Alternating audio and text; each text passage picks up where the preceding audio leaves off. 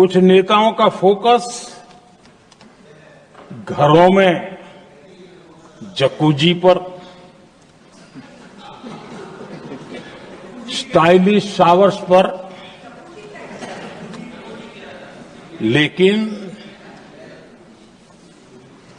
हमारा फोकस तो हर घर जल पहुंचाने पर है।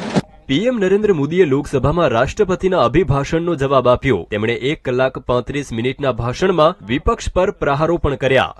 एक महिला राष्ट्रपति जी एक गरीब परिवार की बेटी,